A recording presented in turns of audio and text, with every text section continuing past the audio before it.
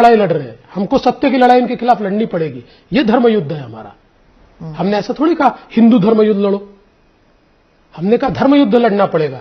और 8 दिन का चुनाव, और कौन कोर्ट जाएगा और कौन इलेक्शन कमीशन के पास जाएगा वो तो बाद में होता रहेगा। ये लोगों ने तो समाज को बांट दिया, बांट के वोट तो लेकर चले गए। तो इसलिए देखिए, हम चुनाव जब लड़ते हैं तो ये लड़ाई है, भले ही शस्त्र नहीं है, अस्त्र नहीं है, पर ये लड़ाई है। सामने वाले बेईमानी करते रहे और हम देखते रहे, ऐसा नहीं होगा। हम जवाब देंगे, बेईमानी नहीं करेंगे लेकिन जवाब देंगे। आपने कहा अगर पत्थर आएगा तो ईंट का जवाब हाँ पत्थर बिल्कुल, से। ईंट का जवाब पत्थर से देंगे। देखिए, हम गांधी जी को बहुत मानते हैं, अहिंसा को भी बहुत मानते हैं, लेकिन ये तत्व हमको मंजूर नहीं है कि सामने वाले हमको मारते रहे और हम चुपचाप तमाशा देखते रहे। ऐसी अहिंसा हम नहीं मानते। सामने वाला ईंट मारेगा तो पत्थर से जवाब देंगे।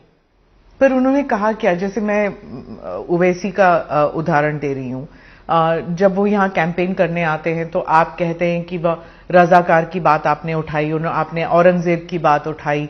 पिछले इंटरव्यू में भी मैंने आपसे यही पूछा था कि औरंगजेब को बार बार चुनाव के दौरान क्यों घसीटा जाता है। हम नहीं लाते। ओवैसी की सभा में भाषण होता है और वो कहते हैं संभाजीनगर नाम कैसे दे दिया, संभाजी का क्या संबंध है। जब उनकी सभा में कहा जाता है कि ये धरती तो हमारे रजाकारों की धरती है, तो मुझे याद दिलाना पड़ता है रजाकारों की धरती नहीं है, ये धरती छत्रपति शिवाजी महाराज की है, ये हमारे पुरखों की धरती है।